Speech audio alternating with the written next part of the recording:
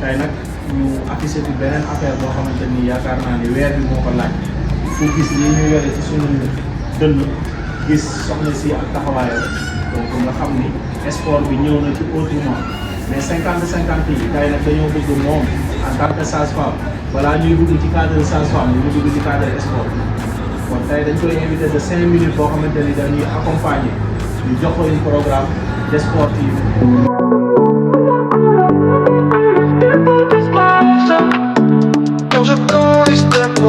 Dans le silence d'un dojo sacré résonne l'écho d'un cri maîtrisé. Coulisses fitness, flamme en éveil, forge des âmes solides comme le ciel. Coulisses karaté, point de sagesse, chaque coup porté chante la justesse. Discipline, respect, concentration, forme le cœur de la tradition. Coulisses taekwondo qui en lumière, art du ciel, esprit de guerrière. Souplesse et force, danse en paix, une âme libre qui jamais ne cède. Coulis, boxe, cadence et impact, l'art du ring, du corps en pacte. Courage sûr, regard d'acier, chaque ronde est une vérité. Coulis MMA, esprit de fusion, technique, puissance, précision. Un monde complet, une guerre d'art où l'honneur guide chaque départ. Du sol au souffle, du cœur au front. Coulisses fitness, c'est ta maison. Ici on grandit, on se relève, on devient fort, digne et sans trêve. Hey!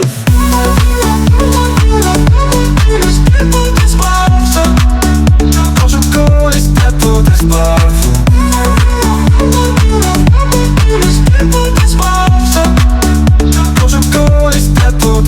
Le silence d'un dojo sacré résonne l'écho d'un cri maîtrisé. Coulisses fitness, flamme en éveil, forge des âmes solides comme le ciel. Coulisses karaté, point de sagesse, chaque coup porté chante la justesse. Discipline, respect, concentration, forme le cœur de la tradition. Coulisses taekwondo qui en lumière, art du ciel, esprit de guerrière. Souplesse et force, danse en paix, une âme libre qui jamais ne cède. Coulis, boxe, cadence et impact, l'art du ring, du corps en pacte. Courage sûr, regard d'acier, chaque ronde est une vérité. Coulis MMA, esprit de fusion, technique, puissance, précision. Un monde complet, une guerre d'art où l'honneur guide chaque départ. Du sol au souffle, du cœur au fond. Coulisses fitness, c'est ta maison. Ici on grandit, on se relève, on devient fort, digne et sans trêve. Hey!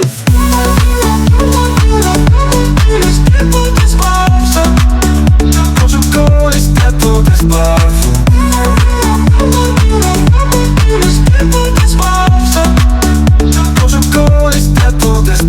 MMA, esprit de fusion, technique, puissance, précision. Un monde complet, une guerre d'art où l'honneur guide chaque départ. Du sol au souffle, du cœur au front. Coulisses fitness, c'est ta maison où l'honneur guide chaque départ. Du cox, cadence et impact.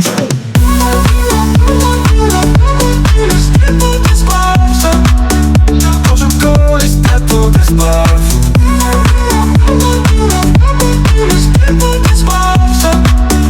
Quand je cours les steps au espace.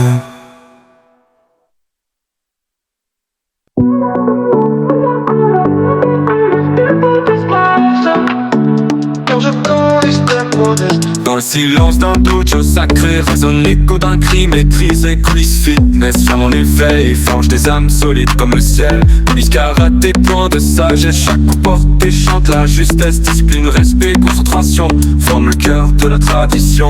Coulisses taekwondo qui en lumière, art du ciel, esprit de guerrière. Souplesse et force, danse en paix, une âme libre qui jamais ne cède. Coulis, boxe, cadence et impact, l'art du ring, du corps en pacte. Courage sûr, regard d'acier, chaque ronde est une vérité. Coulis MMA, esprit de fusion, technique, puissance, précision. Un monde complet, une guerre d'art où l'honneur guide chaque départ. Du sol au souffle, du cœur au fond. Coulisses fitness, c'est ta maison. Ici on grandit, on se relève, on devient fort, digne et sans trêve. Hey!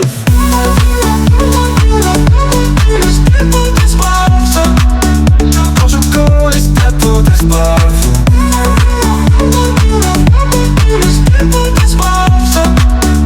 Quand je cours les steps au espace. Le silence d'un dojo sacré résonne l'écho d'un cri maîtrisé. Coulisses fitness, flamme en éveil, forge des âmes solides comme le ciel. Coulisses karaté, point de sagesse, chaque coup porté chante la justesse. Discipline, respect, concentration, forme le cœur de la tradition. Coulisses taekwondo qui en lumière. Donc c'était votre émission 50-50 avec coach Cheikh et notre invité Sokhna Amy Thiombane. Salaamaaleykum chers internautes, salaamaaleykum chers sympathisants, c'est votre coach Cheikh.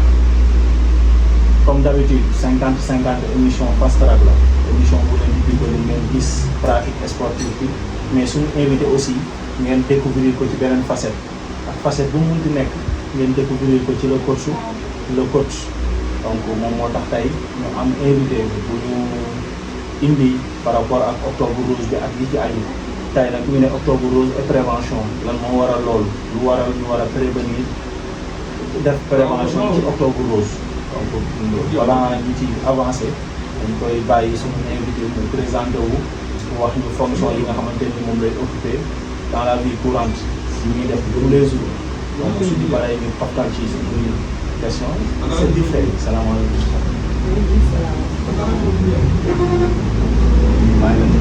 salaamaaleykum téléspectateur du sport maa ngi nuyu ñu di leen ziar macha allah di tëjee di nuyu Cheikh Tidiane macha allah maa ngi nuyu man la madame Diène Aliou Soka nekk sage-femme d'État nekk fii ci district Kër Massar nekk maîtresse sage-femme fii ci centre Parcelles Assainies bu Djegane tey nag Cheikh Tidiane dalaloon fii nii ci Cool Sport pour li nga xam ne bii mooy li ñuy wax la prévention des cancers gynécologiques octobre rose bi nga xam ne mooy mois bi nga xam ne moom lañ jàppale jigéen ñi pour ñu di xool seen yaram mais aussi pour ñu yóbbu seen tool yi ñu def li nga xam ne bii mooy prévention parce que dañoo bëgg ci Sénégal ci at yi ñu ñëw octobre rose kenn bëgg koo gis nit ñi def di xool seen yaram dañoo bëgg dund ak zéro cancer moom lañ bëgg. dañuy rebondir pour demander octobre rose bi c'est pour prévention la wala pour lan. octobre rose boo gisee ñu wax ko fu ñuy déglu prévention bi ñu ngi ëpp solo ndaxte octobre rose nekk ñu di jóg pour faj cancer mais dañoo bëgg cancer lañ bëgg freiné ko ba dootu mën a demat ci biir loolu moom ñu ne ko octobre rose ci gën a am solo mooy la vaccination donc ak HPV ndaxte bu ñu octobre rose cancer du sein moo ko ñu doon wax octobre rose mais fu mu nekk nii xool nañu cancer du sein boo dee séddale li ñuy rey sax am na beneen cancer ñu naan cancer du col de l'utérus cancer boobu noonu moo ëpp lu ñu rey te boobu li ñu naan c'est un tueur silencieux tueur silencieux mooy maanaam moom danaan teg fa mu nekk di la rey par ndànk-ndànk di la rey par ndànk-ndànk ba muy ba koy xamee bu la leeree ne yow dem nga ba ne la yow am nga cancer du col amuñu ko la phase boo xam ne bii pour ñu dimbali la dafay jafe ci yow jafe ci ñi lay dimbali aussi jafe tam ñëpp tamit ci ministère loolu moo taxoon léegi ñu bëggoon léegi bu ñu prévention dem dépistage macha allah baax na parce que boo demee dépistage bu ñu ko gisee ci sens bi dinañ ko freiné yëpp koo arrêté ray ko mais bu li nga ci gën a am solo mooy la vaccination la HPV bu bëggoon di ñaax parents yi nga xam ne bii ñoo fi nekk ñoom ñi nga xam ne bii boo ne octobre rose ñun ñëpp ñu jóg jaral ngeen ñu def ay kilomètres di yenn ci bâche yi suba ba ngoon te ku ciy dem rek buñ ci bëri ñu ngi fàttali ku nekk am nga tout temps boo xam ne bii nekk na ci 9 ans ba 14 ans ñu leen ñu ñaan yaay yi papa yi ñu dimbali di jël xale yi di leen yóbbu ñu vacciné leen contre le human papillomavirus da nga xam ne virus bi nga xam ne bii mooy joxe cancer du jurukaay te cancer boobu nee nañu képp koo xam ne bii rek yow xam nga boobu maanaam virus bi mën nañu wax ne ñu ci yow mën na nekk di jaay moo tax ñu taamu ci rek ci ndomb ni nit ki bu amee 9 ba 14 ans ñu ne jot nit ki xamagul néegu boobu moo tax ñu bëgg parents yi ñu jël seen doom yi képp ku am doom bu jigéen bu am 9 ba 14 ans nga yóbbu ko fi ba ñu vacciné ko même pas bu dul octobre rose bi même dispensaire bu nekk ci gox bu xaaj dañuy vacciné xale yi ku yóbbu sa doom bi nag ko xale yi war nañoo am 2 doses yoo xam ne bii moo leen ñu ko fi ci maanaam boo xasee ba jot première dose bi nee nañu 6 mois nga war a renouveler maanaam ci gàttal mais mën na am 1 an ba 2 ans pour nga mën a renouveler sa deuxième dose mais 6 mois yi daal mooy ci gàttal. je pense bien li ngay wax c'est hyper important par rapport ak prévention bi mën a am sans octobre rose. sans octobre rose ci cancer bi nga xam ne bii mooy cancer bu ci jurukaay bi nga xam ne bii danaa c'est un tueur silencieux. kon à part cancer bu ci jurukaay bi cancer du sein. cancer du sein moo ko taxaw a jóg octobre rose. actuellement on cumule deux choses benn xeer bu dem ñaari picc. noonu parce que octobre rose bi dina bénéficier wu ci sooy def sa dépistage am cancer. xam lan moo lay yoot. voilà. xam bi nga am.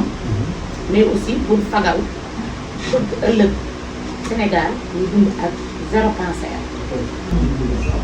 kon ci accompagnement yooyu je pense bien prévention bi octobre rose bi moo ci gën a tuuti wala moo ci war a gën a tuuti. ndax cancer boo dee seet bu feebar maanaam day nekk benn complication wala benn njeexati yaa ngi dégg te nit cancer bi dañu nit ci jigéen ñi ci góor yaa ngi dégg te nee nañu nit ñi nga am feebar ñu yóbbu la foo xam ne comme ni ko waxee ci sport boo doon def sport dina la mën a dimbali ba yow doo yegg foofu. sport bi ci prévention bi la bokk. sport bokk na ci prévention bi nga xam ne bii mooy feebar yi cancer insuffisance rénale muy leneen muy leneen maanaam ci bépp complication boo xam ne bii rek mën na lor ni waaw même boo ñëwul ci salle yi di def ñëw ci coach bu lay am ne yow mën nga leen di déglu parce que ñoom à travers ñoom les réseaux sociaux à travers les médias ñoom yéen comme yéen dinañ ko def liggéey mucc ayib Sénégal nag dañoo tàmbu damay gis boobu mooy damay xëy di génn wéer taw ay daw yu métti dem boobu géej dugg fi génn fi moo tax ñu dañu si boole di leen jaajëfal ci nga xam ne bii yéen a koy def ndaxte man tey am na réew ñoo xam ne réeroon na ma. Elle a sué d'intérieur comme d'extérieur. yëg na ko bu baax parce que pour nga taxaw ñu ne daal. waaw elle nous a offert que 5 minutes. mais nag yëg-yëg boobu dem naa ni looloo tax ñu waxoon ne. prévention bi ñuy wax tey.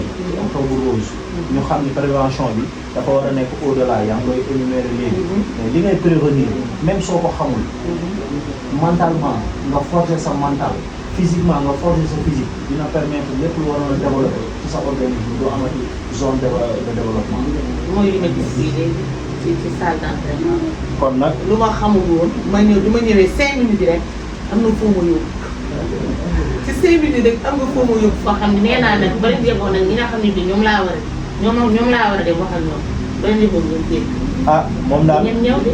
nous de notre côté on dit que avant octobre rose ce sont les salles de sport parce que octobre rose il y a que 2 jours ou bien 3 jours. wala 1 mois. salle de sport yi nag ñu ngi fi du 1er janvier au 31 décembre. li ma ci gën a neex nag mooy à distance bi nga xam ne bii wax nga ko. waaw yooyu moom c'est acquis. moom.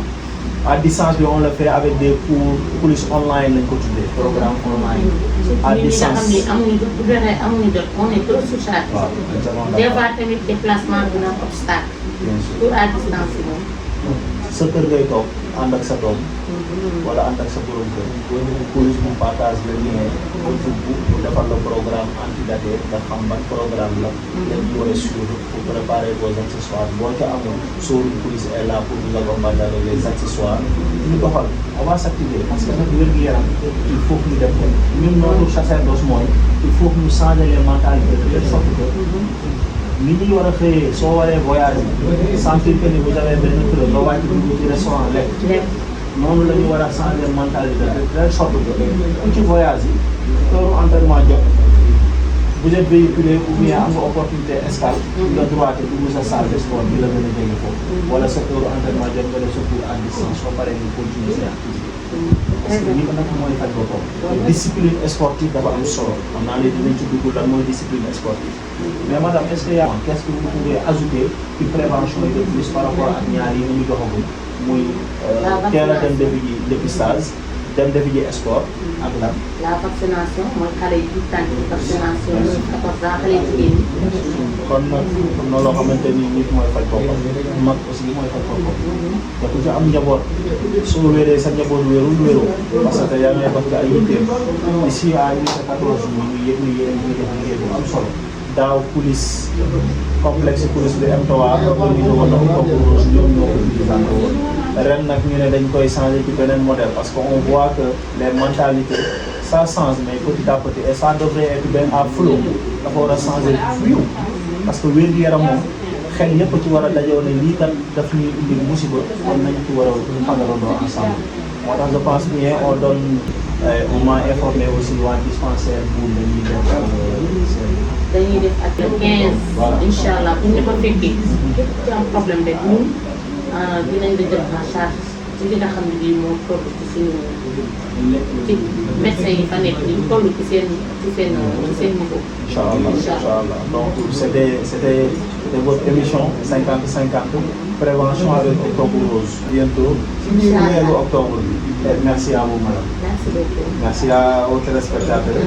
On se dit à la prochaine incha allah.